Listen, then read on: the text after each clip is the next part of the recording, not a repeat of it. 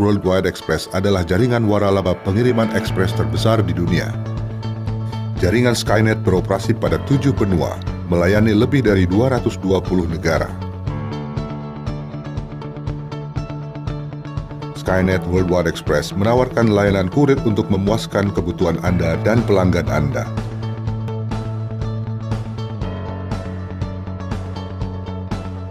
Kami menawarkan berbagai macam layanan seperti Express Air, Economy Road, Domestic Distribution, Import Service, Return Logistics Solutions. Dari surat hingga palet, Skynet Worldwide Express akan mengantarkannya dengan perhatian dan tepat waktu. Baik untuk ke alamat bisnis atau pribadi, ke kota maupun ke pelosok, kami mengantarkan kemana saja. Dari manapun Anda dan pelanggan Anda mengakses data, dari notebook, desktop, atau ponsel, data kami tersedia untuk Anda kapan saja.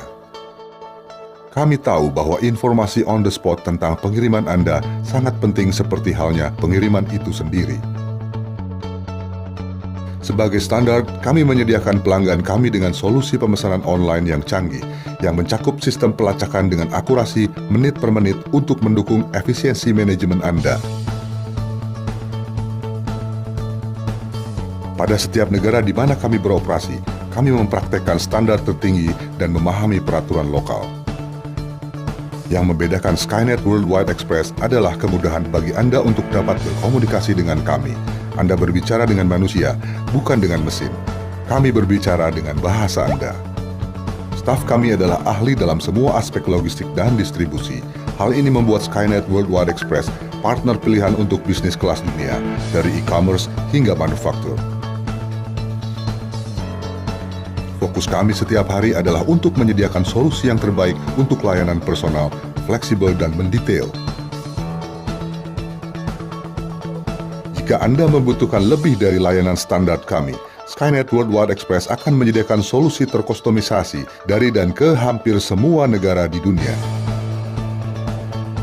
Kami melakukan apa saja dalam kemampuan kami untuk memenuhi garansi kami dan mencurahkan 100% perhatian untuk mengantarkan paket Anda pada waktunya. Kami berkomitmen untuk menjaga janji kami dan tenggat Anda, karena fokus kami pada Anda. Layanan Skynet Worldwide Express hadir di Indonesia diwakili oleh PT Caya Hantaran Nusantara sebagai bagian dari perusahaan induk PT Caya Interfreight Cargo. Kami sangat bangga atas kolaborasi dengan partner-partner kami, menciptakan peluang bisnis yang ada di pasar Indonesia dan pertumbuhan besar dalam bisnis pengiriman ekspres dan e-commerce. Skynet Worldwide Express hadir di Jakarta, Surabaya, Denpasar, Batam, Semarang, dan Balikpapan, dan akan terus berkembang ke berbagai kota besar di Indonesia.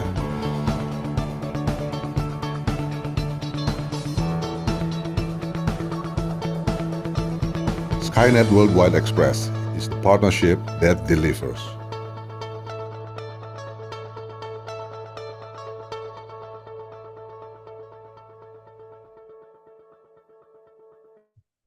Halo, selamat sore teman-teman UMKM Go Ekspor. Wah, ini Bu Yayu sudah standby nih Bu Yayu nih. Tes tes suara Tes, saya tes. jelas ya Bu, suara saya Bu. Jelas banget. Oke, Oke. baik. Alhamdulillah nih sore ini pesertanya antusias nih Bu, udah 18 orang, 19 orang Bu. Oke, oke. Wah, ini keren. Teman-teman, sebelum kita mulai, tolong open kamera ya. Wah, ada Bu Dewi. Waduh, PT Mbok Dewi Semesta. Ini Bu Dewi ini di Jerman, Bu Yayu. Masya Wah, di Salam, Allah. Jerman ini. salam Keren Beliau kenal banget. Bu Yayu. Salam, salam di kenal Bu Dewi. di Jerman jam Iya. berapa ini, Mbak Dewi? Jam 11:05. Wah, sebenarnya. Oh, musim Iya, dingin iya. lagi Lagi musim salju. Lagi dingin dingin ya. ya? Ya. Berapa, Mbak? Oke. Berapa derajat sekarang, Mbak? Sekarang tunggu saya lihat dulu. 10. 10. Ya, antara Wow, kayak di kulkas enggak, dong. bukan 10. Ini di sini hari ini tiga tiga plus. 3 derajat plus. Nah, Wih, dari kulkas itu. Adem, Mbak. adem Ini banget mulai ya. pemanas-pemanas mulai dinyalain ini. Iya, iya. Ya. Salam Gitu kenal Bu bagus. Yayu, salam Salam kenal Bu kenal. Dewi. Oke. Ini Nah, saya dengan Pak Agus nih mau pokoknya semangatnya Pak Agus wis Luar jos. biasa. teman-teman tolong Iya. buka open kamera ya teman-teman ya. Yang belum buka kamera mohon dibantu agar saling kenal ya. Jadi hari ini keynote speakernya Bu Yayu ya, Bu Yayu Winarni. Ya. Nanti profilnya saya share ke siapa Bu Yayu ya. Nanti ada materi menarik buat teman-teman, makanya tolong kameranya dibuka nih, ada 21 orang. Wah, alhamdulillah nih, rame nih. Oh, ada Nah, Pak ada Latif ini kayaknya. Bula Burut, Bu Wulandari Yusuf. Wah, ini Bu Wulandari ini aktif mau ikut terus ini ya. Ikut terus ini, alhamdulillah. Bu Yusri baru nih kayaknya ya, Bu Yusriana ya. Baru baik. Nanti kita interaktif ya Bapak Ibu ya, setelah nanti dijelaskan sama Bu Yayu, nanti kita ada sesi tanya jawab ya. Sebenarnya waktunya cuma 1 jam, cuma kadang-kadang molor sampai 1 jam setengah, nggak apa-apa ya Bu Yayu ya. Oke, oke, oke. It's okay. Baik, saya izin share dulu tentang profil Bu Yayu ya.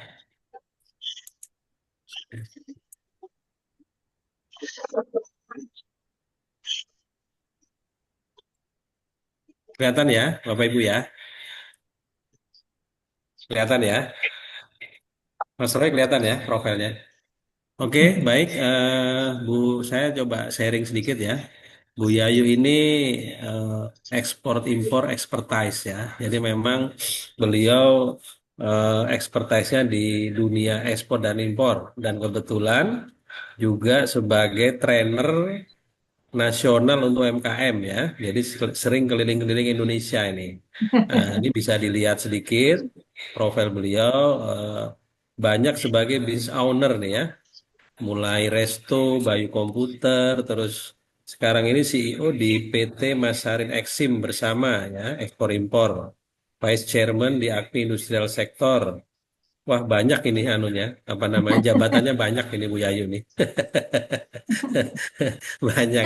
Jadi hari ini kita memang meminta narasumber yang memang berpengalaman untuk ekspor impor agar teman-teman bisa punya wawasan bagaimana sih tentang ekspor impor. Nah, hari ini Bu Yayu akan memberikan sharing kepada kita bagaimana menjadi eksportir pemula gitu ya sore ini. Memang waktunya nggak lama, cuma 1 jam 1 jam setengah. Cuman paling tidak ini bisa memberikan insight harapannya buat kita semua. Baik. Nah, ini nanti Bu Yayu akan menjelaskan terkait materi sore hari ini. Nanti teman-teman bisa menyimak ya. Tolong open kamera ya. Kameranya di open agar bisa kenalan ya. Monggo Bu Yayu silakan, boleh sharing Bu. Saya udah siapin. Kelihatan ya Bu ya, anu slide saya Bu Kelihatan, ya. kelihatan. Oke. Oke, baik. Monggo silakan Bu. Baik, ya baik. Terima kasih Pak Agus. Selamat sore untuk semuanya. Assalamualaikum warahmatullahi wabarakatuh. Waalaikumsalam. Waalaikumsalam warahmatullahi wabarakatuh. Selamat sore. wabarakatuh. Iya, kayaknya kurang semangat ini semuanya ya. Jadi paling tidak salam lah saya dikasih gitu ya. Baik, sekali lagi selamat sore semuanya. Assalamualaikum warahmatullahi wabarakatuh. Waalaikumsalam warahmatullahi warahmatullahi wabarakatuh. wabarakatuh. Iya, asik ini. Kalau yang jawabannya itu sebuah tanda bahwa kita semuanya sedang bersemangat gitu ya untuk melakukan level up gitu ya, untuk naik ke level selanjutnya agar kita memperoleh peluang-peluang yang cukup luar biasa, Bapak Ibu. Baik, seperti yang disampaikan Pak Agus tadi, background saya itu memang pengusaha ya, jatuh bangun tetap di dunia bisnis gitu ya, nggak kapok-kapoknya gitu ya, mungkin sama dengan Bapak Ibu yang ada di sini gitu ya. Nah kemudian tadi sudah disampaikan, memang yang pertama background saya sebagai ini ya di beberapa komoditi ya untuk ekspor impor itu sudah terbiasa. Kemudian yang kedua juga ada agensi untuk ekspor impor, dan yang ketiga saya menjadi trainer ekspor maupun impor, khususnya kalau untuk ekspor itu di Bank Indonesia untuk Kalau UMKM, tidak, dan kadang untuk ini para kurator begitu ya, calon kurator. Dan terima kasih kepada Skynet yang luar biasa, telaten banget ini ya ngumpulin teman-teman UMKM ya, yang mana saya sorry yakin Pak, semuanya oke, berkeinginan gitu ya, berkeinginan jadi untuk pindah. masuk ke dalam Oh, dunia ekspor begitu ya. Bapak Ibu, saya ingin tahu gitu ya. Di sini yang sudah mempunyai produk sendiri ya, yang sudah punya produk sendiri, yang kira-kira berkeinginan untuk melakukan ekspor. Minta tolong rise up, minta tolong angkat tangan. Saya ingin tahu dulu. Ada yang ya sudah punya produk sendiri dan ingin melakukan ekspor? Sudah ada? bisa raise Oke, hand ya. baik. Sebagian sudah ada, sebagian belum. Kalaupun yang belum tidak masalah. Nanti kita akan ada tips tersendiri untuk teman-teman yang belum mempunyai produk. Oke, baik. Saya merangkum beberapa hal yang cukup penting ya sebelum kita melakukan ekspor gitu ya, Bapak Ibu ya.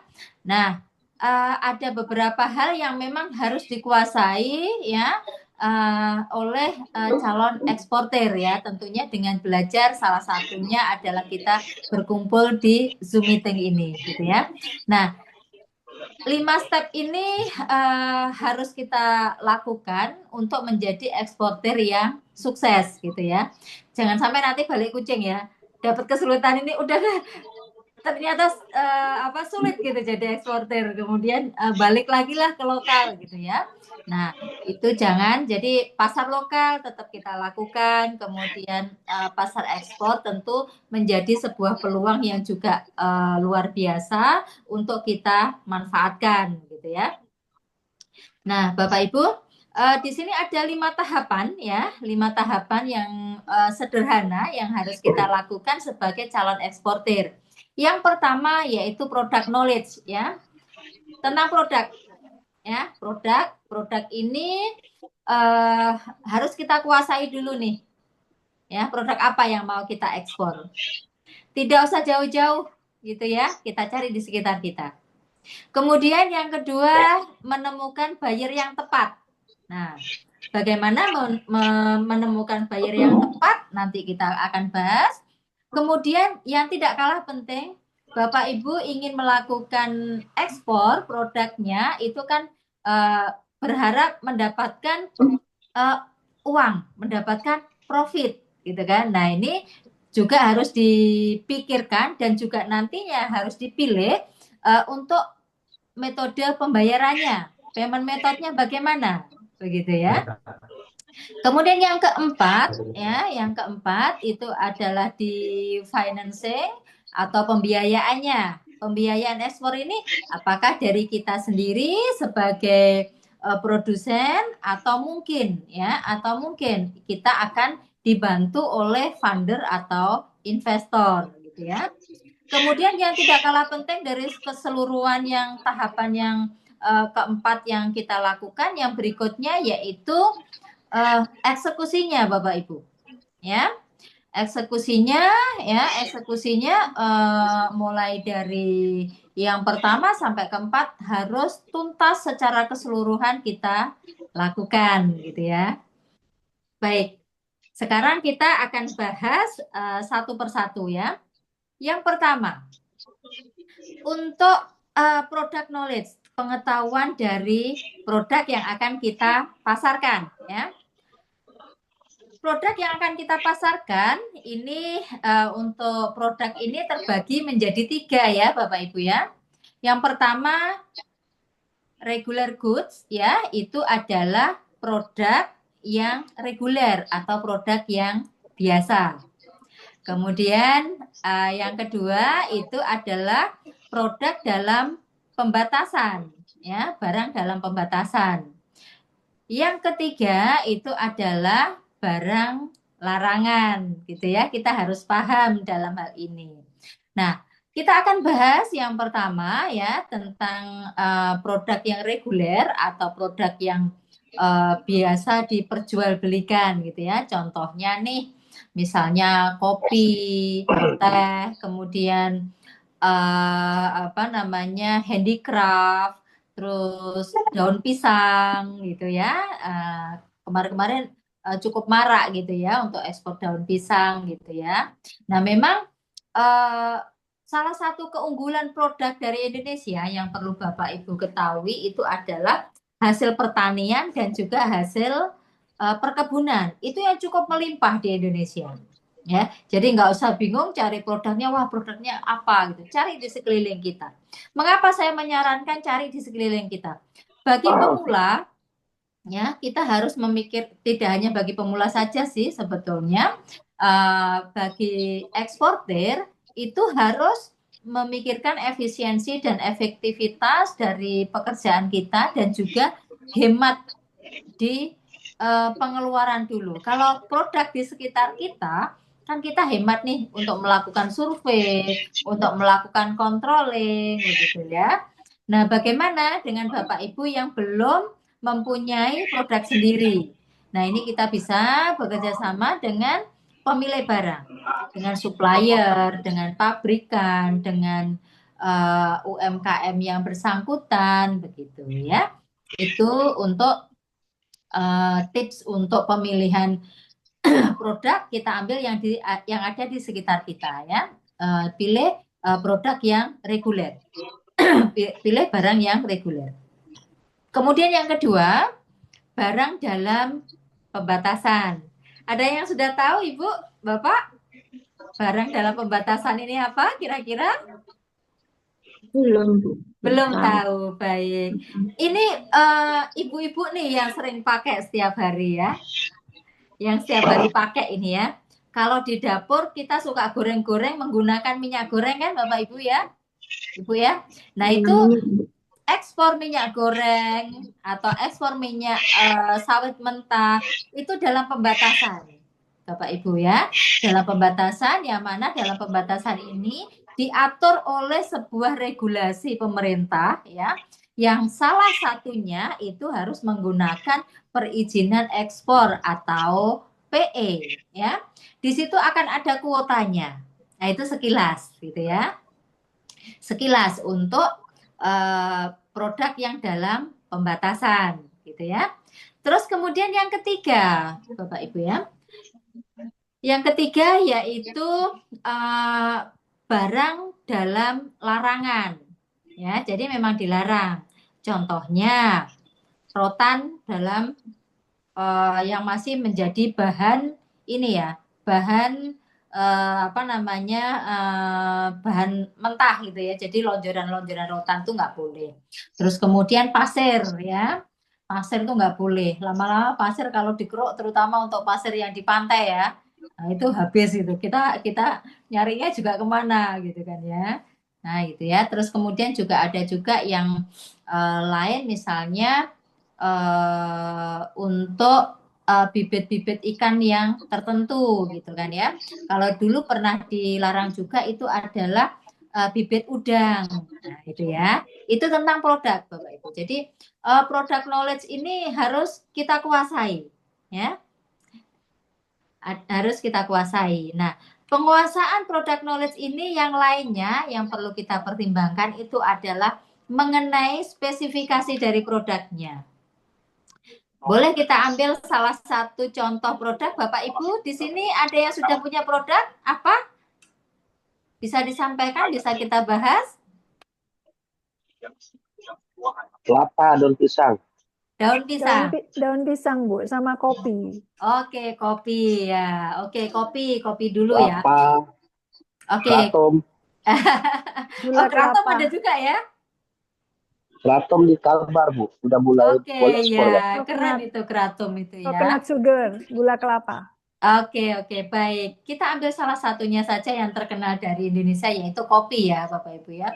Kopi yang terkenal salah satunya adalah kopi Gayo ya.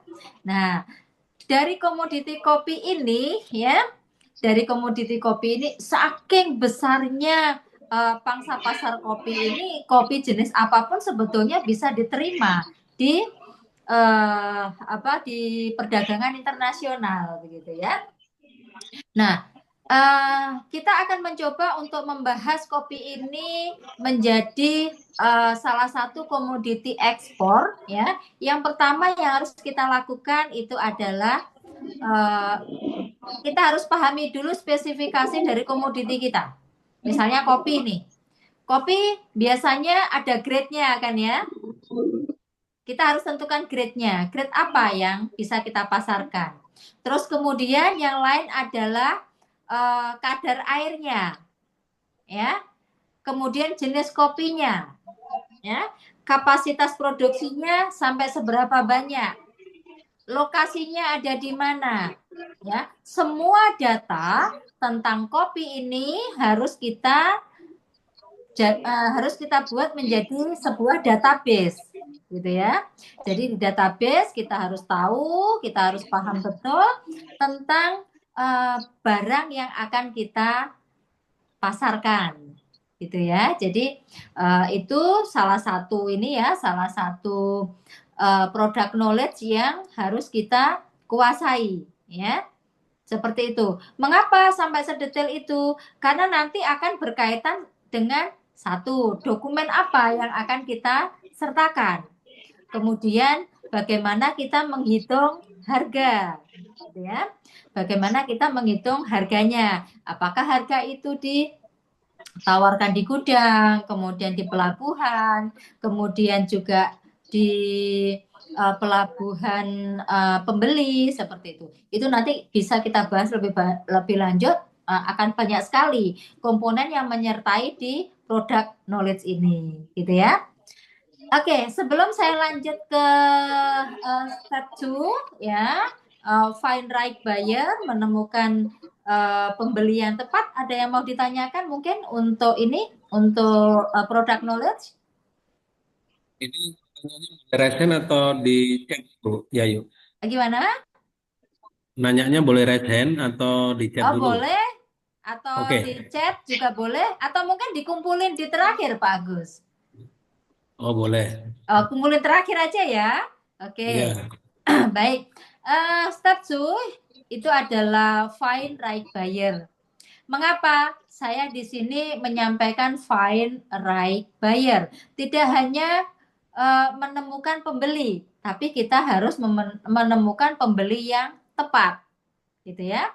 Nah, menemukan pembeli yang tepat ini ada sebuah komponen yang harus kita pertimbangkan, ya, yaitu pembeli yang tepat. Tentunya kita harus memberikan produk yang tepat dan juga market yang tepat, ya. Contoh begini, contohnya Pinang gitu ya. Saya kebetulan juga eksporter Pinang. Mungkin Pinang di Indonesia tidak terlampau familiar gitu ya, atau mungkin familiarnya pada zaman dahulu itu kakek nenek moyang kita itu menggunakan kinang itu kan untuk Pinang itu untuk nginang itu ya, dimakan sama sirih, sama apa itu namanya, Arahkan ke sini ya. gambir gitu ya. Nah itu kita bisa melakukan ekspor ke luar negeri. Nah, ekspornya yang paling banyak itu adalah India, Pakistan, Bangladesh, Irak, begitu ya, sebagian Malaysia, sebagian ke negara-negara yang memang mengkonsumsi pinang cukup banyak gitu ya. Nah, untuk produk yang tepat ini harus kita pasarkan ke negara yang tepat. Nah, jangan sampai produk yang tepat kita pasarkan ke market yang tidak tepat. Pinang dipasarkan misalnya ke US, ke UK, ke Jerman, ke Belanda, nggak akan nyambung gitu ya. Jadi makanya harus ada alokasinya sendiri-sendiri, jalurnya sendiri-sendiri nih. Itu yang harus dipikirkan dulu, ya. Nah, terus kemudian setelah kita menguasai product knowledge yang akan kita pasarkan, kita temukan pasarnya, kita temukan buyer yang tepat, langkah berikutnya kita menentukan metode pembayaran. Ya, metode pembayaran. Nah, metode pembayaran ini kita harus cari yang paling safe, cari yang paling aman. Jangan euforia kita melakukan ekspor, yang penting ekspor gitu kan ya. Terus kemudian nanti kita bakalan menderita kerugian gitu ya, karena hanya mengejar ekspor aja, tapi pembayarannya macet di situ, entah secara keseluruhan atau entah sebagian ya. Nah, di sini ya, di sini ada beberapa metode pembayaran nanti yang bisa kita lakukan gitu ya. Yang pertama cash in advance ya, cash in advance. Ini cash in advance tentunya sangat menyenangkan gitu ya. Kita bisa menerima pembayaran cash di depan 100% gitu ya. Atau mungkin kalau tidak 100% kita bisa 50% atau berapa persen nanti selesai kemudian baru dilakukan pelunasan seperti itu. Itu sangat menyenangkan gitu ya.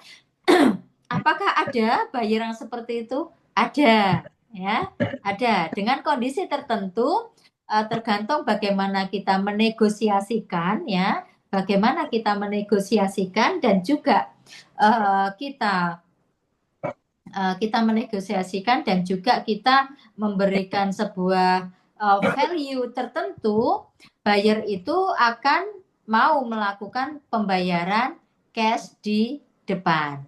Ya. Dan yang perlu diingat bahwa kita harus jaga nih kepercayaan dari buyer, karena memang dari kondisi yang seperti itu sebetulnya sangat menguntungkan kita sebagai eksportir gitu ya. Baik, kemudian yang kedua open account ya. Open account ini biasanya dipakai untuk perusahaan yang memang sudah misalnya dengan anak perusahaan, dengan induk perusahaan seperti itu ya.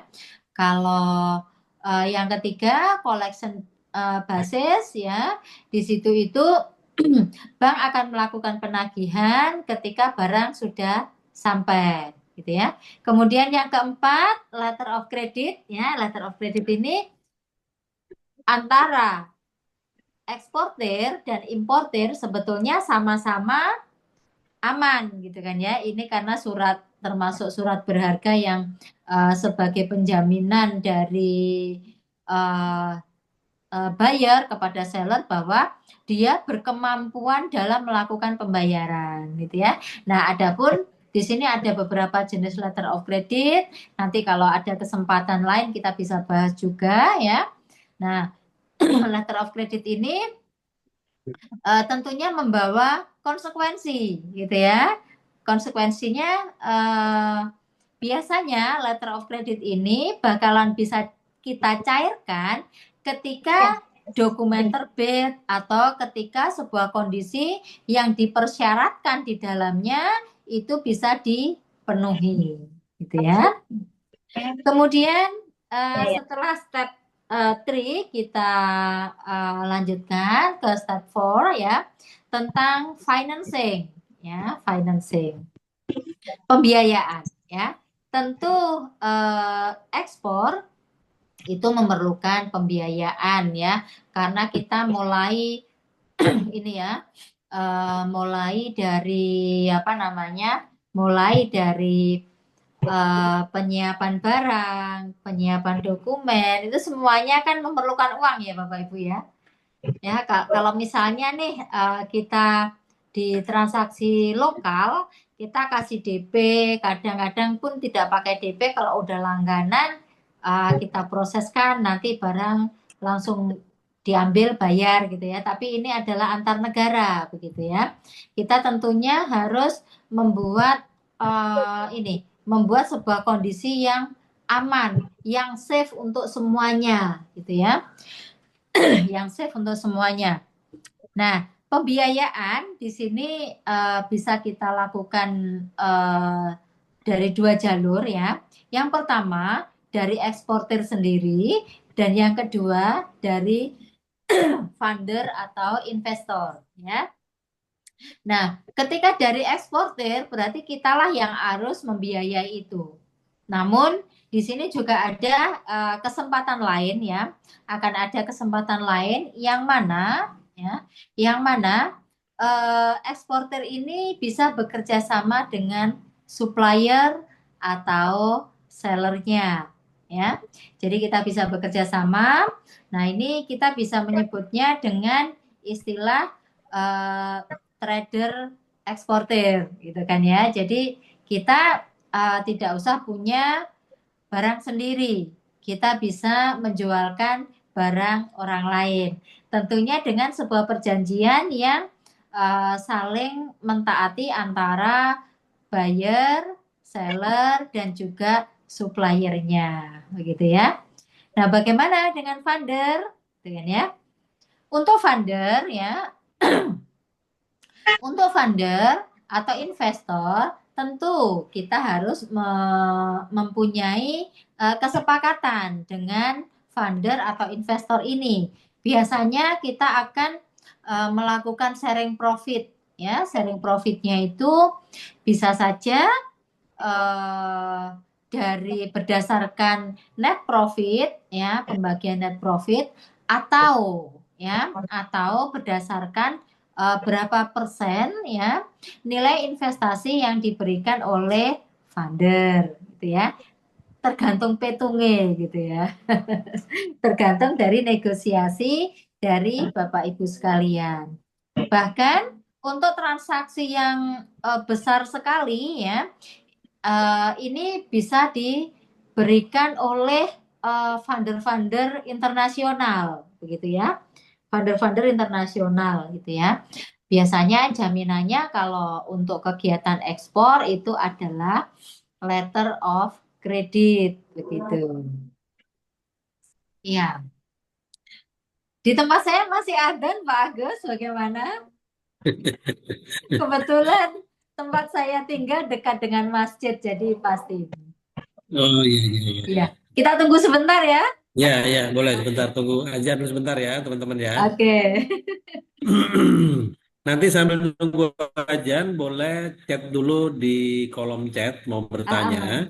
Boleh, Nanti boleh. kalau udah selesai baru kita pilih mana yang bisa kita sampaikan ya karena waktu juga agak banyak ya. Oke. Itu teman-teman sambil nunggu ajan. Monggo di chat dulu. Ini ada Pak Latif Gau juga nih dari diaspora Belanda hadir. Oh, Masya Allah. Luar Salam biasa kenal, ini. Bapak. Pak Latif Gau pengusaha diaspora dari Belanda ya.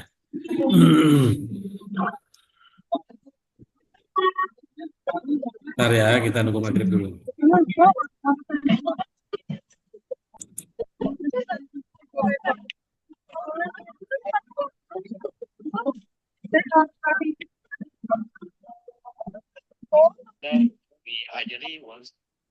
Halo, ini lagi double meeting jadi ada Zoom juga ada ini sebentar ya. Silakan lanjut aja dulu. Nanti saya bentar lagi selesai saya masuk ya. Ya. Baik Pak Latif, Silakan, siap. silakan. Siap Pak.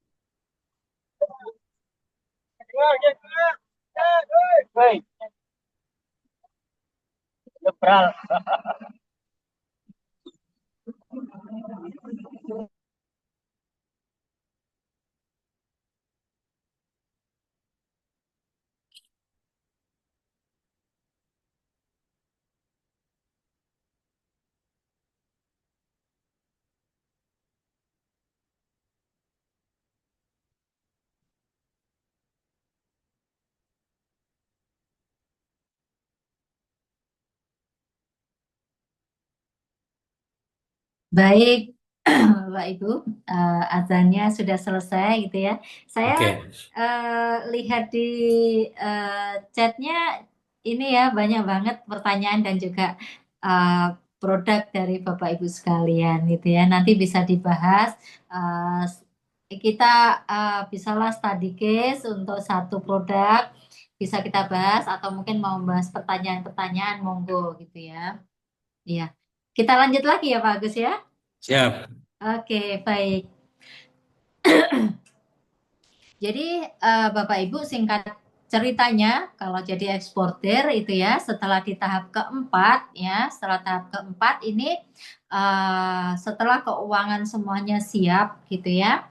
Nah ini kita bakalan melakukan proses secara keseluruhan gitu ya proses secara keseluruhan gitu ya.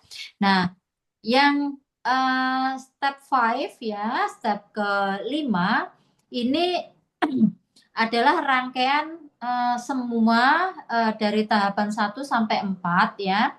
Nanti kita bakalan melakukan semuanya satu persatu detail ya. Baik itu mengenai produknya, kemudian bayarnya, metode pembayarannya, eh, pembiayaannya, dan juga tidak kalah penting itu adalah dokumen yang menyertainya ya dokumen yang menyertainya. Dan yang satu lagi yang perlu diperhatikan itu adalah berkaitan dengan regulasi ya. Regulasi di sini akan ada 3 yang harus kita perhatikan ya. Regulasi secara internasionalnya seperti apa, kemudian regulasi yang ada di negara eksportir bagaimana, di negara eksportir bagaimana. Nanti akan ada cara tersendiri untuk melihat regulasi termasuk di dalamnya itu mengatur perpajakan yang menyertai gitu ya. Jadi memang dari semua tahapan ya, dari semua tahapan yang ada itu komplit harus kita lakukan, detail. Detail dan benar. Hindari sebuah kesalahan walaupun itu kesalahan di dokumen. Apabila terjadi kesalahan di dokumen, Bapak Ibu, maka akan satu pasti akan mengalami kerugian ya. Kemudian waktu yang dipakai akan lebih molor lagi, gitu kan ya. Yang lebih berbahaya lagi adalah berkaitan dengan paymentnya, gitu kan ya. Apalagi yang menggunakan LC, gitu kan ya. Nanti harus kita perhatikan, gitu kan. Nah ini ada jadi eksekusi ekspor ini nggak boleh setengah-setengah, apalagi seperempatnya atau mungkin sepertiganya. Udah lelah di tahapan ini di tahapan cari pendanaan, habis itu mutung gitu, wes gak usah ekspor gitu ya. Gak usah ekspor. Aku balik ke lokal lagi aja. Padahal mengapa ekspor menjadi sebuah peluang yang luar biasa? Karena market share-nya cukup luas, Bapak Ibu. Cukup luas banget. Bapak Ibu itu punya ini ya, punya suplai yang cukup besar ya, punya suplai yang cukup besar. Itu kesempatannya untuk lempar ke ini, untuk lempar keluar itu cukup besar juga. Bahkan terkadang kita tidak mampu untuk memenuhi dari sebuah order dari perusahaan-perusahaan besar. Ya, jadi memang peluangnya sangat besar. Itu untuk kesempatannya. Tadi saya sempat juga baca di ini di chatnya ada yang scrap aluminium itu apakah bisa gitu ya, ke negara mana. Nah, itu semuanya sebetulnya bisa kita ekspor. Mengapa saya bilang semuanya bisa kita ekspor ya? Contoh, eh, limbah.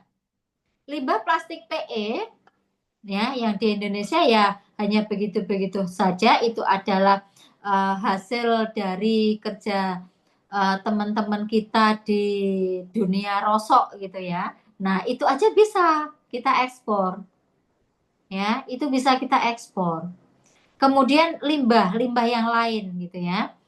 Eh, daun ketapang kering.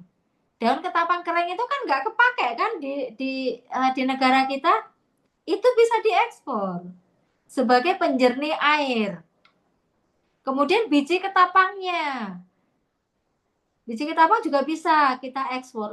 Hampir semua potensi bisa kita ekspor di sekitar kita.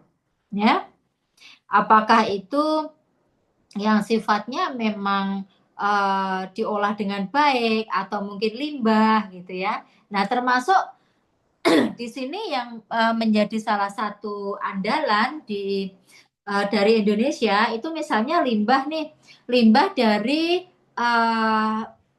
produksi sawit gitu ya, limbah dari produksi sawit ketika sudah selesai dalam melakukan pengolahan minyak goreng, di situ kan ada limbah nih namanya bungkil sawit, itu juga potensi ekspor. Kemudian kulit kulit dari sawitnya itu yang cangkangnya itu juga bisa kita ekspor. Nah, yang baru-baru ini yang sangat naik daun itu adalah dari kelapa. Seperti yang kita ketahui bahwa kelapa itu hampir semua bagian kelapa kan nggak ada yang kebuang tuh, ya. Mulai dari dagingnya, airnya, tempurungnya, sepetnya itu ya. Bahkan sepetnya sendiri aja itu sekarang jadi produk yang unggulan juga, jadi Cocopeat, Coco Fiber gitu ya. Ternyata sangat diminati di dunia luar sana. Jadi kalau mengenai produk tidak usah khawatir, Bapak Ibu silahkan cari di sekitar ya, cari di sekitar itu bakalan banyak banget potensi yang ada. Jadi manfaatkan potensi ekspor dengan potensi lokal gitu ya. Karena kalau nanti langsung menuju ke potensi di daerah lain itu bakalan memakan memerlukan waktu lebih banyak, memerlukan biaya yang lebih banyak gitu kan. Tapi kalau di sekitar kita bisa handling. Ya. Jadi mungkin sekilas bagaimana menjadi eksporter yang handal, yang sukses sudah saya sampaikan. Mungkin kita bisa memulai jawab pertanyaan atau mungkin kalau mau study case bisa kita lakukan. Begitu Pak Agus. Baik, Ibu Yayu. Waduh, luar biasa ini ya. Ini pesertanya udah 33 orang, Bu. Alhamdulillah. Alhamdulillah. Jadi ini tadi Ibu Yayu memberikan pemaparan terkait belajar menjadi eksportir pemula ya. Mulai tahapan dan prosesnya. Nah, berhubung pertanyaannya cukup banyak ya, kita mungkin batasi. Ini mohon izin Bu Yayu, kalau Iya, boleh itu maksimal jam 6:30 kita berakhir ya Bu ya, boleh subuh-subuh sebelum. silakan. Karena isaknya udah jam di sini 7:45 Bu. Oke, baik. Baik, kita coba mulai dulu dari pertanyaan yang sudah punya produk dulu ya, teman-teman Boleh. ya. Kita buat yang sudah punya produk dulu nih ya. Eh, siapa ya, Mbak? Saya coba cek dulu. Saya produknya Pak Ahmad Yanov. Pak Ahmad Yanov gula aren, gula kelapa. Kita coba tiga, tiga, tiga apa namanya? Pertanyaan dulu ya. Jadi produknya Boleh. saya ada produk Bu, gula aren, gula kelapa, bubuk coklat, gula parut. Nah, kemudian dari Ibu Yusmayudi di Pontianak, Bapak Yusmayudi ya. Tadi dari Pak Ahmad Yanov, gula aren, gula kelapa bubuk, kemudian Pak Yusma Yudi, kelapa dan daun pisang, kemudian Ibu Irma Firmana, biji coklat, oh bukan, yang kita yang punya dulu deh. Kalau ekspor kopi bubuk ke Jerman, nah nih. Kalau ekspor kopi bubuk ke Jerman atau Eropa apa syaratnya gitu ya? Mungkin tiga dulu itu, Bu Yayu, mungkin bisa sharing Bu sedikit ke teman-teman Bu, monggo. Boleh, boleh, boleh. Sedikit masukan dulu Pak Agus, ini karena pertanyaannya cukup banyak, mungkin kan nggak cukup nih. Kalau Iya, diperbolehkan dimasukkan database aja, nanti untuk pertemuan mendatang kita bisa bahas ini gitu ya. oh Jadi bisa, baik, biar ada nilai manfaat lanjutannya, yang memang diperoleh dari audiens, tidak hanya baik, sekedar sharing gitu kan, tapi kita mencoba untuk memberikan eh, penyelesaian dari sebuah case baik, yang ada gitu ya. siap. Oke. Berarti Oke, kita catat dulu Bu ya, yang ada yang belum terjawab kita catat. Minggu iya, depan nanti Bu Yayu sharing lagi gitu ya. boleh pokoknya Oh, siap, ya kalau kapan-kapan sharing lagi diundang sama ya, Skynet nanti kita bahas ya. siap, oke. Oke. Oke, yang itu dulu Bu ya mungkin ya tiga Baik, tiga baik, dulu ya baik. Bu. Kita coba ya Hmm. Bu. Baik. Setelah saya menyampaikan tadi saya sudah lupa itu pertanyaannya apa. Pertanyaannya nu Bu. Jadi ada produk Hah, satu satu-satu dulu ya. dari Hmm. dari dari Pak Ahmad Yanov. Saya ada produk Bu gula aren, Oke. gula kelapa, bubuk coklat itu yang pertama. Sudah Kemudian ada kelapa. berhenti di situ dulu aja Bagus. Satu-satu Oke dulu Bagus baik. biar nggak lupa ya. Ya ya ya. Maklum. Pikirannya banyak ini. Baik. Baik. Monggo Bu. Saya ada produk Bu, gula aren, gula kelapa, bubuk coklat, kelapa parut. Oke, good. Ya. Jadi gini, untuk Pak Ahmad Yanov ini merupakan beberapa komoditi ya, beberapa komoditi yang termasuk komoditi andalan juga dari Indonesia karena memang tidak banyak negara lain yang memproduksi gitu ya. Gula aren itu punya keunikan tersendiri. Gula kelapa juga, apalagi bubuk coklat ya. Kemudian kelapa parut. Saya ingin bertanya dulu kepada Pak Yanov. Pak Yanov, dokumen apa yang sudah Bapak punyai dari komoditi ini? Pak Yanov boleh buka mic? Ya, Iya. halo. Halo Pak. Halo.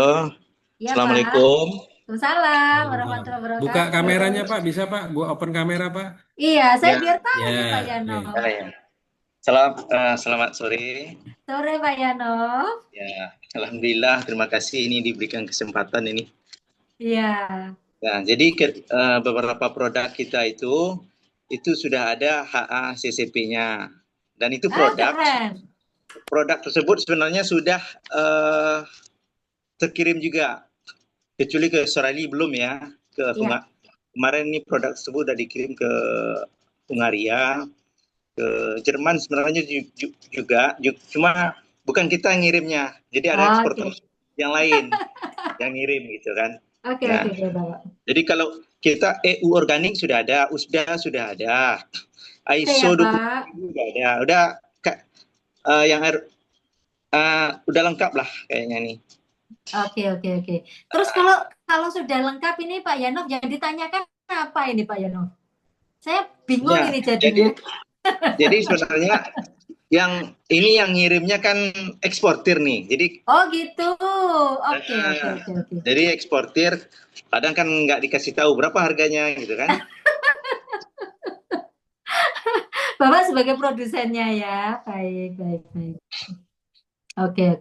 Jadi gini Pak Yanov, saya ingin memberikan satu hal dulu ya, yang mana di sini ini Bapak harus melakukan namanya analisa SWOT.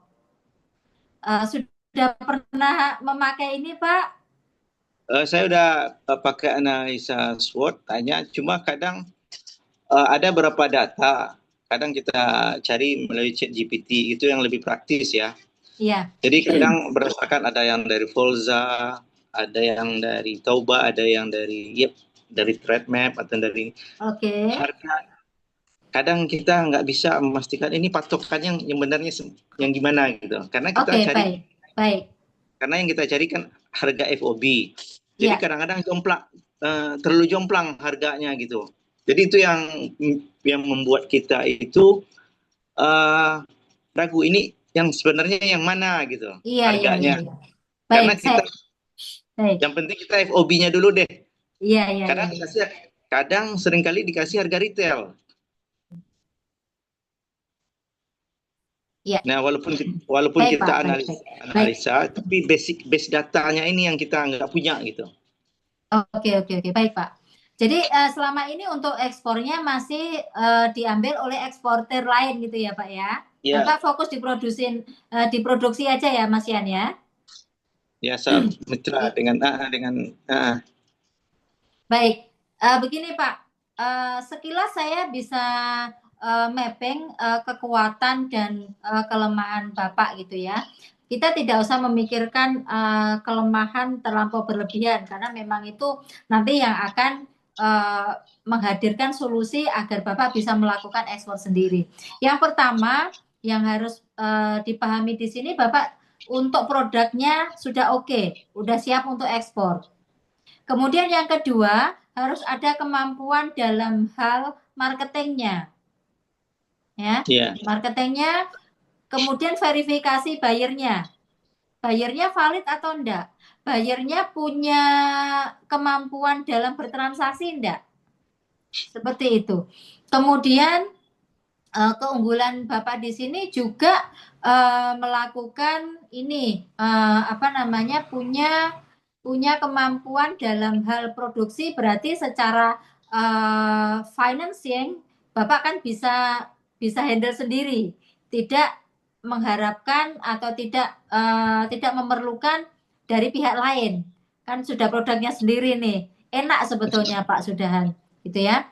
Nah, titik temu yang harus dilakukan ya, titik konsentrasi yang harus dilakukan, Bapak harus mempelajari marketingnya, ya, validasi bayarnya, kemudian eksekusi ekspornya. Karena eksekusi ekspornya ini dari A sampai Z itu harus clear semuanya. Tidak hanya sekedar diserahkan kepada orang lain. Paling tidak Bapak harus tahu agar controlling yang dilakukan nanti lebih tepat. Terus kemudian kalau mengenai harga, bagaimana menentukan harga? Ini kan tergantung dari Incoterm nanti yang diminta oleh buyernya, ya, diminta oleh buyernya. Nah, Incoterm ini memang ada beberapa yang cukup populer yang biasanya kita lakukan, XWORK, FOB, CFR, CIF seperti itu. Nah, kalau kemungkinan masih bingung dalam menentukan margin profit untuk ekspornya, di sini Bapak kan sudah ada pengalaman nih jual kepada eksportir lain. Ya kan? Nah, setelah ini Bapak tambahin aja, perkiraan dulu aja. Berapa persen dari situ itu nanti Bapak melakukan riset pasar. Karena memang harus trial, Pak.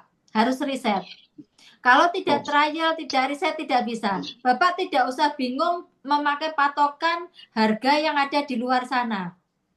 Karena semakin banyak data yang masuk, biasanya semakin bingung. Iya, Pak, benar ya? Bapak ada yang tinggi, kadang kan ada yang pasar. Ada yang rendah, ada yang sekian kali lipat. Wah, kadang mikir kan kalau dijual ini, cuma nanti laku nggak gitu? Iya, betul. Makanya patokannya saya pun juga pernah mengalami fase seperti itu, Pak. Wah, risetnya terlampau banyak, pertimbangan harga di luar gitu. Nah, padahal tidak sesulit itu. Kita buat aja sederhana. Bapak kan marginnya sudah berlipat itu nanti. Margin sudah aman ketika Bapak jual ke eksporter, aman, tinggal tambahin aja berapa persen. Nah, setelah dilakukan riset pasar, maka Bapak nanti akan mendapatkan ini mendapatkan data yang valid. Misalnya nih di negara A, oh ya negara A ini bisa masuk labanya Bapak itu sekian persen.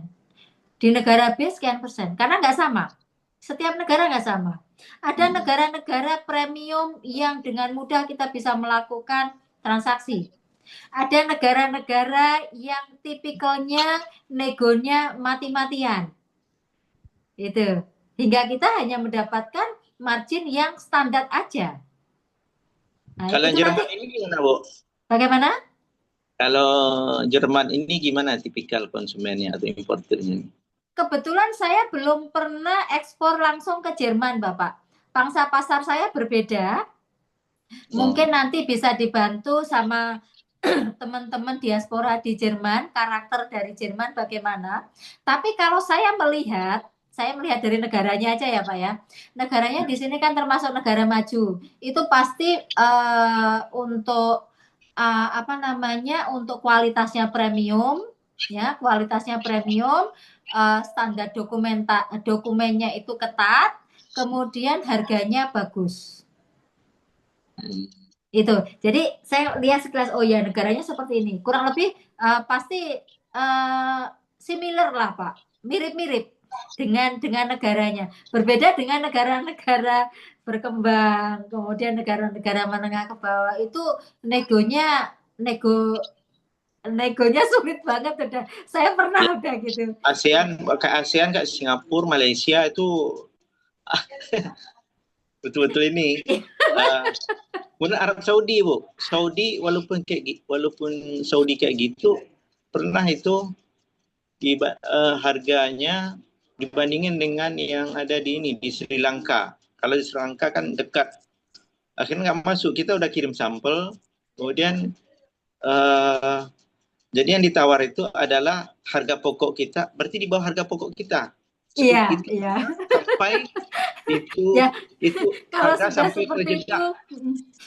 kalau sudah seperti itu tinggal Pak, nggak usah ini Pak. Memang seperti. Jadi yang perlu Bapak step selanjutnya nih Pak, kuasain ilmu marketingnya, kuasai bagaimana mencari valid buyer, kemudian payment yang aman, kemudian eksekusi dari A sampai Z. Itu memang akan ada tahapannya. Ya, mungkin nanti Pak Agus bakalan ini memberikan apa namanya program baru untuk membahas yang lebih lanjut. Karena di sini kan ternyata tidak hanya pemula aja gitu kan ya. Nah, Iya. itu sudah ada yang Kalau kita untuk ekspornya pemula nih Bu, cuma belajarnya sih udah lama, cuma belum Iya. tembus saja. tinggal nge-push aja Pak, tinggal memperbaiki apa namanya kekurangan yang ada gitu. Kalau saya melihat produknya Bapak dengan cerita Bapak itu sangat optimis Bapak bisa ekspor. Ya, mudah-mudahan. Insya Allah begitulah Pak.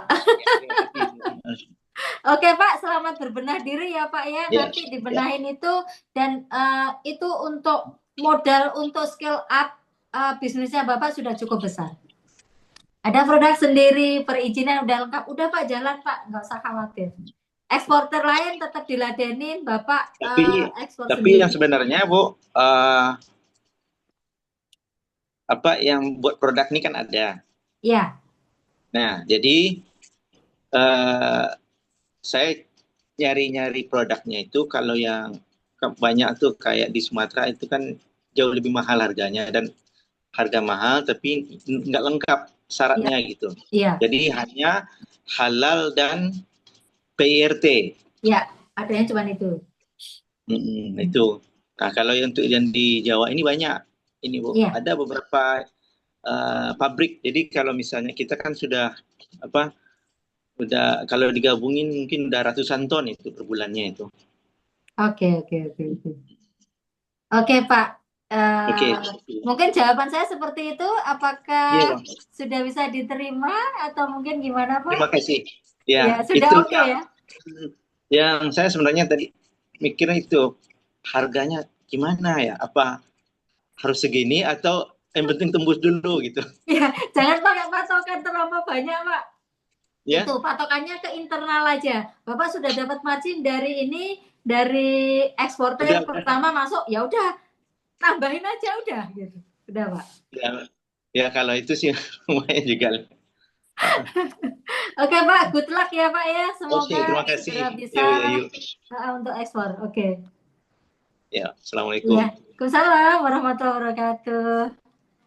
Yang berikutnya apa nih, Pak Agus? Yang mana ya? Oke, satu lagi ya Bu, ini kebetulan Pak Ah, Latif diaspora Belanda kan mau sharing Bu terkait ekspor di Belanda Bu. Nanti mungkin oke. siapa tahu teman-teman satu lagi. Habis itu kita coba bergantian sama izin ke Pak Latif Gau ya Bu Yayu ya, nggak Oh apa-apa ya. gitu. Wah, tadi harusnya saya lebih hemat waktu, Pak. Ini beliau baru chat di grup Bu kalau nge-share tentang ADAC di Belanda, regulasi Oke. ADAC. Nah ini, oke kita coba satu lagi ya. Tadi sudah Atau mungkin langsung ke Pak eh, Pak yang Latif dari Gau. Adak Belanda aja nggak apa-apa, Pak. Nanti yang lain bisa kita bahas di next meeting gitu. Oh baik. Pak Mm-mm. Pak Latif, oh, oke ini Pak Latif udah udah muncul. Iya, karena Bapak mau mau ini mau saya bukakan slide-nya ya Pak. Nanti mungkin Bapak bisa sharing terkait saya lihat Boleh materinya kalau tentang saya ADAC. boleh sharing screen nggak apa-apa, dari saya juga boleh Baik baik atau dari sebentar Bapak Pak. boleh.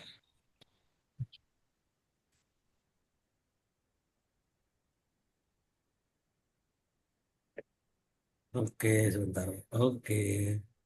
Oh bisa ya, saya bisa share kok ini. Eh, saya yang buka aja Pak, nggak apa-apa Pak. Nanti Bapak biar yang konsentrasi menjelaskan. Bentar, Sudah ini kelihatan dulu Pak? tentang ASPI. Oke, ya nggak apa-apa. Kelihatan Pak ya? Salam kenal ya, Pak Dewi, Pak Agus, teman-teman semua. Saya di Belanda, tinggal di Belanda sih, Yes, belum lama ini sih. masih tadi pulang ya. Salam kenal, baru salam 30 tahun sih saya Bapak. di Belanda. Dari sekolah sampai apa kerja di Philips, 15 tahun, sekolah lagi, habis itu mandiri, habis itu kerja, eh, bawa investasi ke Indonesia, habis itu bantu UKM-UKM dari Indonesia ke sini. Saya investasi di Indonesia untuk pabrik, untuk apa, untuk energi, ya gitulah. Dan ketemu banyak kementerian, banyak apa namanya, banyak apa UKM, pemerintah segala macam. Nah, akhirnya kita di sini ada Aspina. Di Belanda itu ada Aspina namanya. Asosiasi Pengusaha Indonesia di Belanda. Nah, saya ceritanya ditunjuk, dijorokin jadi ketuanya. Jadi ya begitulah. Makanya banyak sekali apa UKM yang ke sini dari Kadin, Apkasi, Aputsi, Apaji segala macam kita bikin MOU untuk bantu mereka masuk ke Belanda melalui ke Eropa juga sih karena banyak kan pintu masuk itu salah satu yang terbesar itu di Rotterdam. Nah, kami ngadain banyak banyak kursus-kursus, banyak training. Nah, salah satunya ini yang di depan Ibu ini, Bapak Ibu ini adalah dari Kementerian Perdagangan, dari atasnya perdagangan. Atasnya perdagangan kita selalu adain apa workshop, seminar untuk para UKM, para importir, buyers di Belanda ini dan sebenarnya masuk ke Eropa juga karena banyak termasuk ke Jerman itu banyak sekali hampir 70% itu masuk dari Rotterdam. Ada yang dari Hamburg, dari Bremen, tapi banyak dari Rotterdam. Oke Pak, coba next Pak. Jadi ya ini Bapak juga udah tahu kenapa masuk ke Belanda karena salah satu gerbangnya, logistiknya dari darat, laut, kanal, air itu masuk semua. Terus daya belinya emang tinggi di Eropa sama lah ya. Eropa Timur juga sudah mulai daya belinya tinggi. Ini harus kita sadari ya. Kita berantam dengan Amerika, padahal kita di sini ini di Eropa hampir 500 juta penduduknya ya, 27 negara. Memang Eropa Timur masih di bawah kurang lebih, tapi udah 44 ribu loh ininya. Eh, apa itu per kapitanya. Kalau Jerman, Eropa Barat itu udah 80 sampai 100 ribu. Jadi artinya daya belinya tinggi sekali ya. Terus kita dengan Belanda memang ada konektivitas apa ya, bekas company, bekas penjajah. Jadi apa ya, misalnya kalau Bapak Ibu import masukin barang yang aneh-aneh masuk ke Jerman orang nggak kenal apa itu keluak. nggak ada yang kenal di sana, susah itu buat rawon. Tapi kalau masukin di Belanda, import apa custom Belanda tahu itu keluar apa, ya karena penjajah ya, jadi dia tahu semua produk-produk yang aneh yang masuk dari ke Eropa itu. Ada yang nggak kenal, masa kemarin di Yunani, apa ini barangnya ditahan, padahal kalau dimasukin ke Belanda, orang Belanda kenal itu, jadi nggak ada masalah, masuk aja kayak gitu-gitu karena ada memang histori kita dengan Belanda. Lanjut aja, Mak. Lanjut, next. Nah, ini udah berdasarkan ini yang masuk ke Belanda itu banyak ini. Ada mesin-mesin, peralatan, terus produk mineral, makanan, minuman, ya, kayu dan olahan, ya, alas kaki, yaitu ya, karet, ya, terus ada nikel, ada bahan kimia, organik, macam-macam ya. Ini yang, nah kalau ke UKM sih, ya mungkin yang apa ya, ada alas kaki juga ya, sama makanan minuman mungkin, kalau UKM kita bicara. Dan ini kita semua punya datanya, siapa yang ekspor, kapan, masuknya di mana, dan di re-ekspor kemana aja. Belanda itu sebenarnya re-ekspor, banyak kan tuh ekspor diimpor, tapi banyak dari ASEAN di re-ekspor ke seluruh negara Eropa karena emang dia logistiknya bagus. Lanjut itu aja. Terus ya ini kalau yang peluang produk Indonesia paling banyak memang ini makanan, minuman, fashion, tekstil, home decoration, dan ada juga skincare segala macam, parfum macam-macam itu. Ini banyak sekali yang masuk sekarang ini. Dan kita di Aspina di asosiasi juga sudah banyak MOU dengan beberapa UKM di Indonesia untuk ini, termasuk APKASI, termasuk Kementerian UKM, Kemendes.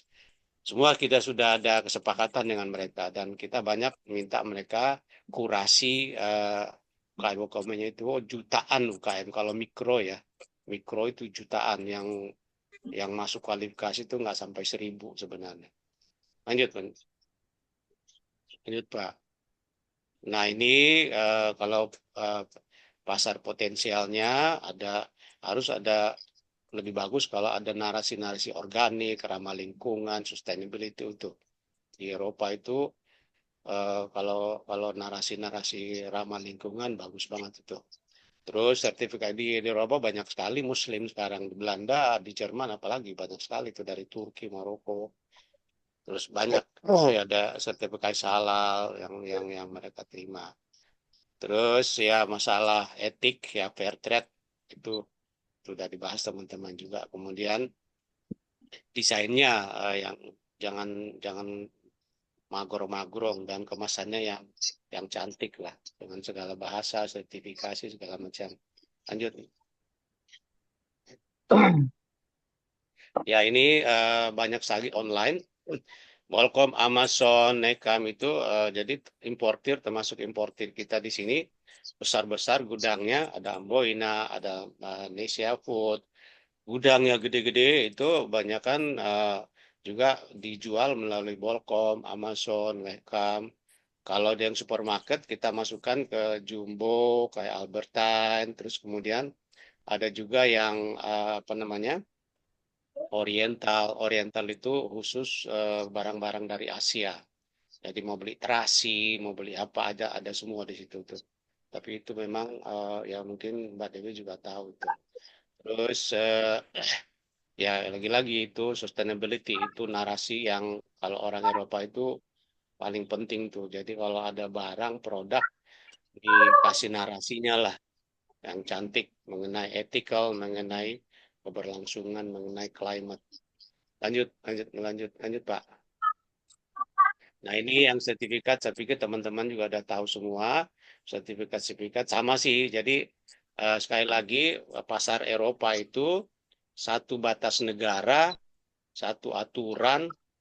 Jadi pintunya ada beberapa. Jadi kalau berlaku di sini, berlaku juga di sana. Memang ada apa namanya, sedikit pengecualian kadang-kadang tergantung negaranya.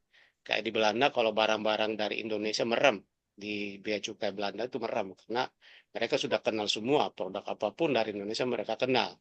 Tapi kalau masuk kayak di Yunani atau di Genoa atau di Marseille, bahkan ada juga yang di Hamburg itu mereka bingung ini barang apa ini. Mereka nggak kenal. Nah itulah keuntungannya kita dijajah, walaupun kita rugi dijajah, tapi untung dan sekarang ini ya namanya company ya.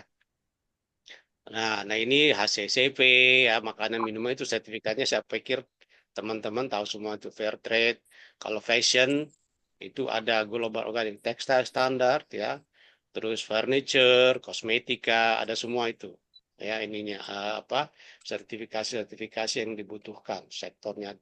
Lihat dari HS code-nya ya, harmonisasi code-nya. Terus label naik dikit Pak. Labelnya ya. Nah, labelnya ya itu dalam bahasa Belanda atau Inggris. Kalau Belanda, kalau di Jerman ya nggak mungkin nggak pakai bahasa Jerman. Ya, kalau Eropa Timur lain lagi, Nordik lain lagi. Ya. Terus kemudian harus disampaikan kontennya, konten bersih, nanti kalorinya apa, fatnya berapa, sugarnya berapa, ya. Terus logonya, logo sertifikasinya dari siapa aja tuh, ada BP POM kah, ada dari mana kah, gitu. Ya, lanjut. Nah, nanti ini juga terutama teman-teman yang mungkin yang dari ya COVID mungkin akan kena ya EUDR.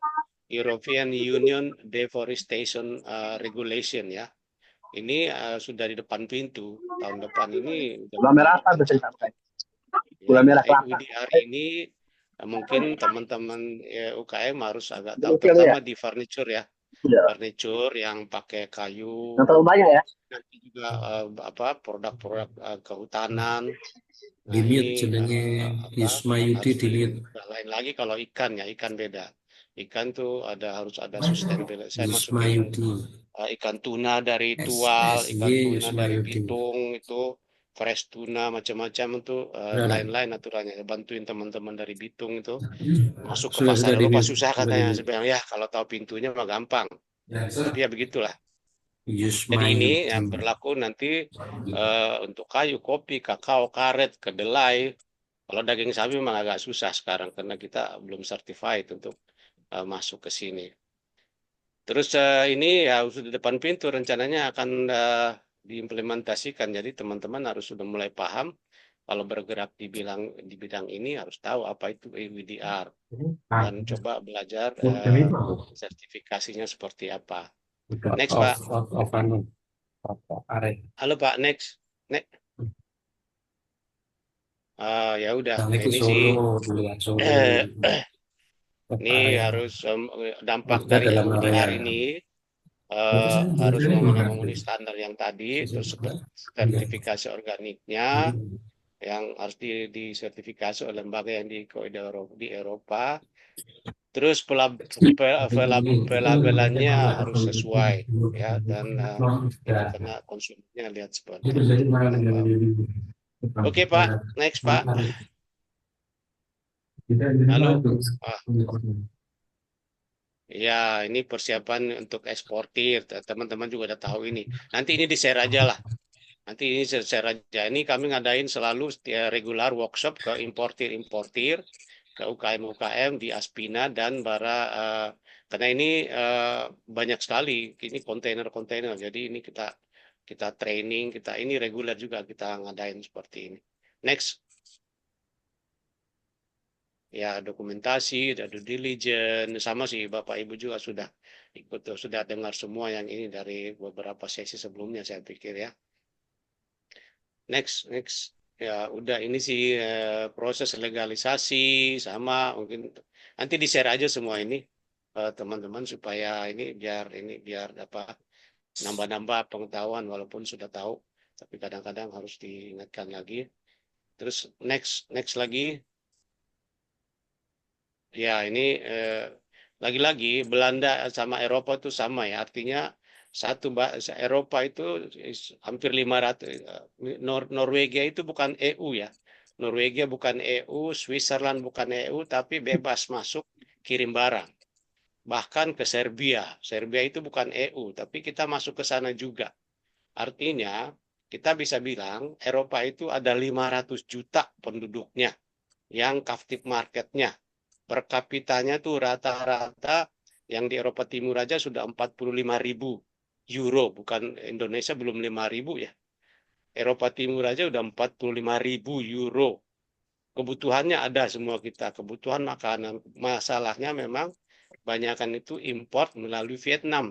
Barang-barangnya dari Indonesia. Nah ini yang kita lagi berantem sama Vietnam karena Vietnam itu sudah sign EU SEPA apa FTA dari zaman dulu karena syarat buat mereka ditandatangani semua. Kita negonya lama.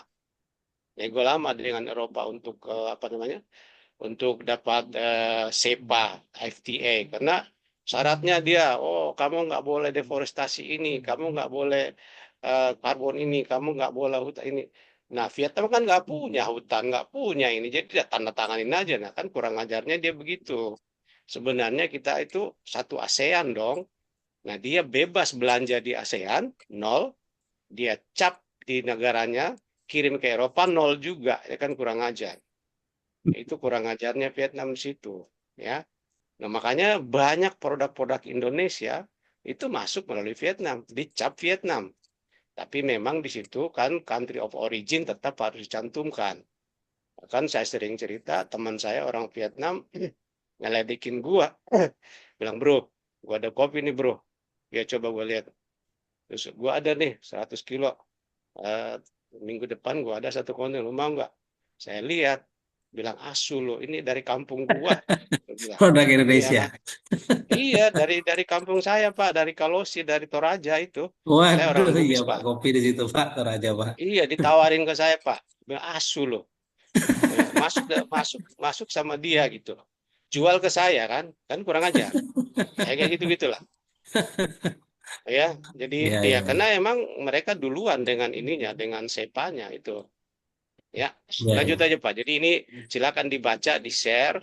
Iya, Nah, iya. ini Saya di grup strateginya Pak nanti Pak. terserah. Ini nanti bisa sama Mbak Dewi, sama Aspina Belanda bisa kita bantuin, sama Iya, teman-teman dari Skynet, sama dari kementerian macam-macam. Ya, iya. lanjut. Nah, ini sih kegiatannya ini kegiatannya si Bu Adak aja itu. Itu aja Pak dari saya ya. Ini saya Baik. cuma sampaikan. Kita juga ada beberapa saya udah suruh kerjasama antara mungkin kenal Saraswanti ya, Bapak Ibu. Saraswanti itu laboratorium di Indonesia, SIG. Iya, tahu, SIG tahu. itu nah itu kita udah kerjasamain sama laboratorium di Belanda. Jadi sertifikasinya kadang-kadang apa aflatoksin atau heavy metal nggak ketemu saat dites di Saraswanti. Pada saat dites di sini ketemu. Nah, ada apa? Ternyata ya metodologinya, samplingnya, protokolnya, nah kayak gitu-gitu. Nah, itu yang saya suruh kerjasama. Jadi mereka sudah kerjasama, namanya Triskelion. Triskelion dan Saraswanti sudah saya bilang, ayo kalian supaya kalau dites di tempat kamu, dites di sini sama. Jadi jangan sampai di tempat kamu dites nggak ketemu, di sini ketemu. Nah, itu yang banyak terjadi. Pestisidanya kah, heavy metalnya kah, loh. Ya, ternyata misalnya kayak apa itu pala atau ya suka-suka si penjual kasih sampel, Iya. ya kasih sampel yang bagus-bagus lah ke Saraswanti. Nah, padahal yang dikirim kan bukan dari sampel itu aja, batch-nya macam-macam kayak gitu-gitulah. Ya, Makanya itu. saya sudah kerjasamakan laboratoriumnya, mereka sudah kontrak, dites di sana sama ring test di sini, reach segala macam itu sudah. Ya. Kalau HCCP udahlah, tapi ya justru di HCCP-nya itu banyak kendala karena ya itu protokolnya kadang nggak sesuai. Ya, Itu itulah dan itu kendala kita kita, selalu Mas ngadain Latif. kursus-kursus itu apa Ya, workshop. Silakan, ya itu. terima kasih. Pak Latif, wah ini luar biasa ya, Buya Ayu dan Pak Latif nih. Eh, Pak ini waktunya sebenarnya kalau pengen ikuti nggak habis-habis Pak. Cuma karena kita udah 1 jam setengah ini Pak. Mungkin next next week Pak gantian Bu Yayu, Pak Latif, saya izin kalau bisa memberikan sharing Pak di sini. Plus mungkin kalau memang ada bisa kolaborasi dengan Aspina Pak, dengan UMKM di Indonesia Pak. Mungkin bisa dijembatani Pak. Nanti kami dari Skynet juga bisa bantu Karena kan kalau kami memang kurir Worldwide Express Pak ya, cuma kami juga punya company yang bisa kargo sea freight Pak. Kalau Skynet ini kan khusus air freight Pak ya. Nah, kami juga ada grupnya, nanti mungkin bisa dikolaborasi dengan Bu Yayu juga gitu ya. Nah intinya spirit kami ini dengan Bu Dewi awalnya adalah membantu teman-teman UMKM untuk bisa go ekspor Pak. Spirit awalnya itu. Nah, memang ini materi pertama, Pak, karena kemarin itu kita masih kenalan-kenalan, Pak, jadi sharing-sharing. Sebelumnya saya memang pernah dengan Bu Ria waktu itu, tapi terus kita eh, berganti gitu ya, eh, lebih refreshment lagi dengan Bu Dewi gitu ya.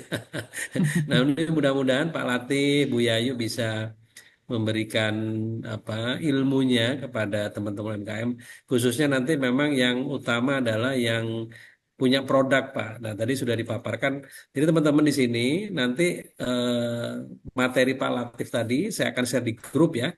Saya lihat tadi udah ada 45 orang nanti bisa dipelajari.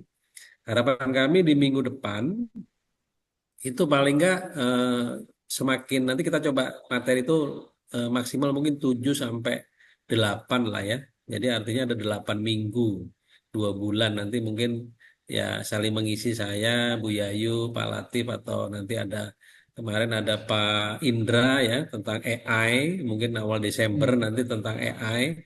Itu hari ini memang itu penting sekali ya. Intinya spiritnya itu Pak Latif dan Bu Yayu. Jadi kami pengen ngebantu UMKM untuk bisa scale up ya, untuk go ekspor gitu. Begitu. Ini Sip, kurang Pak. 7 menit. Gimana Pak Latif? Silakan Pak, silakan. Ya siap. Ya. Ayo kita sini orang-orang diaspora yang berbisnis dengan hati, yang ingin berbuat. Yang penting kita cari duit tapi harus ada impact-nya juga. Kalau saya Betul Pak. bisnisnya bukan Betul Pak. bukan di Setuju. UKM, saya di investor Pak, di energi Pak. Ke pabrik di Indonesia bawa investor, tapi saya Oh siap. ya harus dibantuin teman-teman juga lah. Itu Baik, sih Pak. baik, baik. Ini menarik nih. Makasih. Networking Pak Latif di Belanda kan luas sekali. Nanti Bu Yayu kita bisa sinergi juga Bu dengan Bu Dewi, Bu Yayu. Oke, ini Siap. kurang 6 menit. Mungkin kita kasih kesempatan satu pertanyaan aja dari teman-teman di sini sebelum kita tutup nih. Oke, Mas Abdurrahman Al-Khalil. Oke, silakan open mic-nya, Mas. Oke, Monggo. baik Bapak Agus dari Skynet. Terima kasih atas kesempatannya. Sebelumnya apakah suara saya terdengar dengan jelas? Kedengaran, Mas. Oh ya, saya ingin bertanya kepada Pak Latif dari Asmina, Pak ya. Ya, Perkenalkan, saya Rahman dari PT Unsa Vitalis. Saya marketing, staf marketing ekspor.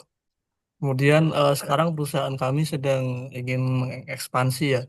Produk kami adalah parfum, Mbak, yang utama. Parfum, kalau Bapak tahu parfum Vitalis ini Pak, kalau kasih tunjuk ya, ada di Indomaret dan Alfamart dan di supermarket. Kita sekarang ingin expand ke sana Pak gitu. Kalau boleh tahu untuk regulasi untuk produk kosmetik dan personal care di sana itu bagaimana? Kemudian untuk strategi khusus supaya bisa menembus pasar retail sana tuh seperti apa Pak? baik, Mas. Pak Latif mungkin mau sharing? Oke, di dokumen yang ada tadi saya kirim itu ada ya Mas ya. Kalau untuk kosmetik, skincare, ada EcoCert namanya, ya European Oh, sir. Cosmetic Regulation ya. Oke. Ada EcoCert, nanti coba dicek aja bagaimana ininya bisa juga di website itunya regulasi-regulasinya. Tapi itu ada standarnya. Terus kemudian memang bagusnya sih mungkin kenal Grif juga ya Mas ya. Grif itu Tahu dia Pak. bikin. Nah itu cari distributor di sini. Saya bantuin juga untuk masuk ke Eropa. Terus ada retail juga, bisa juga ikut ke Bolcom online. Dan memang mereknya itu banyak di Eropa. Kalau dia dibikin kayak apa itu mask ya, mask dari Ashley itu. Dan sini kan Pilihan juga asli itu. ya Ryan Ashley dan itu kan juga dijual di Eropa. Diproduksinya Hmm. memang kebanyakan dari Itali. Tapi Hmm. harganya ya dari dia tuh di Indonesia satu dosnya itu ya kalau kalau unitnya sih yang 100 mili cuman berapa ya? $2, $3. Di sini $15 gitu loh. Jadi kan ya beda jauh sekali. Apalagi kalau apa dia jualan dus-dusan. Nah, saya udah tawarin ke mereka ya menarik kali gitu. Tapi emang harus apa ya? Ikutin dulu di aturannya yang itu. Hmm. Setelah Hmm. itu cari pasar retail, bisa online juga nanti, tapi harus ada orang di sini yang jagain. Dari Ah, $2 ke $15 kan FOB ya. dua ya. dolar di Jakarta dia jualnya sini di retailnya 15. Ya kan lumayan itu ya. Itu yang 100 Hmm. mili. Oke. Mau sedikit ngasih info tambahan, Pak. Sebenarnya kita juga udah produksi private label atau makelon untuk salah satu brand di UK. Kalau Bapak tahu Oh Yardley, gitu. ya, Yardley ya ya. Yardley London Oke. itu kita juga yang bikin di sini, Pak. Hmm. Walaupun Coba itu masih, dikirimin aja ke Mbak Dewi ininya apa linknya, brosurnya, websitenya. baik. Kalau emang ini biasanya sih ya beda sih ininya ya, karena alkohol kontennya biasanya beda. Sama Hmm. kayak produksi Supermi dari Serbia itu kan ada pabriknya tuh, Indomie Hmm. Serbia sama Indomie dari Indonesia. Orang Belanda tuh lebih senang Indomie dari Indonesia impor, banyak micinnya soalnya. Lebih banyak micinnya soalnya. Kalau dari Serbia itu pabriknya kurang sedap katanya ya, kurang micin gue bilang. Tapi ya gitulah. Tapi teman-teman masih banyak tuh import Indomie dari Surabaya. Iya, Padahal iya. di Serbia banyak banget tuh pabriknya dari Serbia itu. Gede itu Indomie pabrik di sana. Gitu. Baik. Ya, jadi coba lihat ini ya, regulasinya aja. Baik, Pak. Search apa di di di bidang sektornya itu. Hmm, baik, teman-teman mohon ngisi daftar absensi ya. Nanti kita masukkan grup atau yang sudah registrasi, nanti kita kasih link. Nah, di sana nanti materi-materi Pak Latif sama Bu Yayu akan kita share dan pastikan di setiap minggunya, setiap hari Jumat, teman-teman selalu hadir ya, karena ini berseri ya. Jadi seperti saya sampaikan kemarin, nanti kalau materi itu selesai di 8 batch dan konsisten, kami akan memberikan reward ya. Salah satunya website. Kita akan buatkan website sederhana untuk UMKM ya. Nanti mungkin ada kita ajarin cara apa iklan di TikTok gitu ya. Kan hari ini memang seperti itu ya. Itu syaratnya tadi harus konsisten ikut di sampai batch terakhir ya.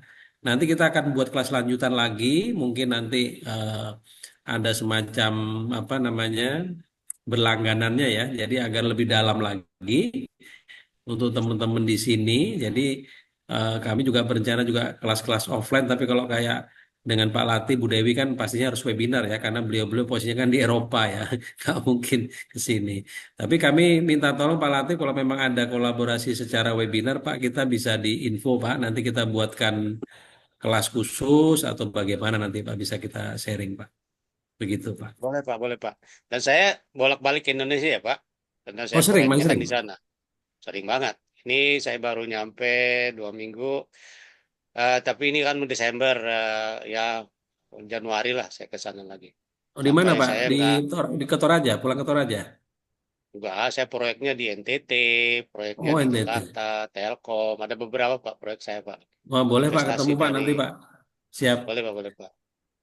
Saya Baik sampai teman-teman. harus beli apartemen. Oke lanjut, silakan silakan. Baik, ini karena waktunya sudah 6:30 ya, sebentar lagi sudah mau sholat Isya di Indonesia. Saya mengucapkan banyak terima kasih khususnya kepada Bu Yayu yang sudah di awal menjadi narasumber, kemudian disusul Pak Latif. Nanti kita buatkan schedule lagi Pak di minggu depan Pak. Setiap hari Jumat teman-teman tolong mengisi daftar hadirnya ya, jangan lupa ya dan masuk di grup ya. Nah, sebelum kita mulai mungkin kita bisa berfoto bersama dulu mungkin ya teman-teman ya.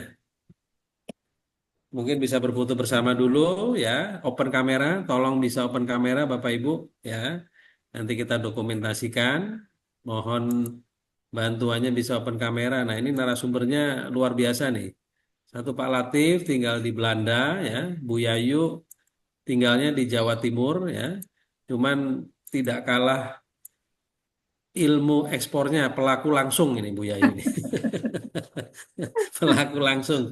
Jadi ilmunya membumi gitu ya. Tertuduh Udah semua ini langsung. Bapak Ibu yang udah buka kameranya? Siapa yang belum? Oke, ya, oke. Yang lainnya mungkin anu ya monitor ya. Baik, oke Mas Roy.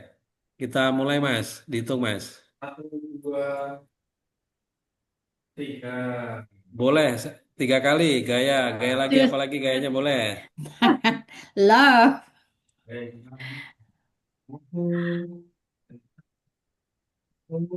Cuan, cuan. Cuan. Oke, halaman berikutnya Cuan, sudah. cuan. Sudah semua? Indonesia aja ya. Terus. Satu lagi, satu lagi, satu lagi, satu lagi. Oke, Mantap. nanti kita share di grup. Baik, sekali lagi terima kasih kepada Ibu Yayu, Pak Lati, Ibu Sama-sama. Dewi, dan teman-teman semua. Makasih Mas Saya berharap Agus. hari Jumat lebih banyak lagi, berbagi lagi ilmu ya, dan konsisten 8 pertemuan. Nanti insya Allah kita akan kasih reward ya. Baik, sekali lagi saya mohon maaf jika mungkin ada kekurangan dalam webinar sore ini. Sudah 6:30 lebih sedikit, sudah bentar lagi Isya soalnya ya. Terima kasih, salam sehat buat kita semua, Bu Yayu, Bu Dewi, Pak Latif, buat teman-teman Makasih semuanya. Mas Agus. Assalamualaikum Makasih. warahmatullahi wabarakatuh. Terima kasih Pak Sampai Latif. jumpa Waalaikumsalam kembali. Salam sehat. warahmatullahi Assalamualaikum. wabarakatuh. Terima kasih semuanya. Terima Dadah. kasih. Terima kasih. material longsoran gunung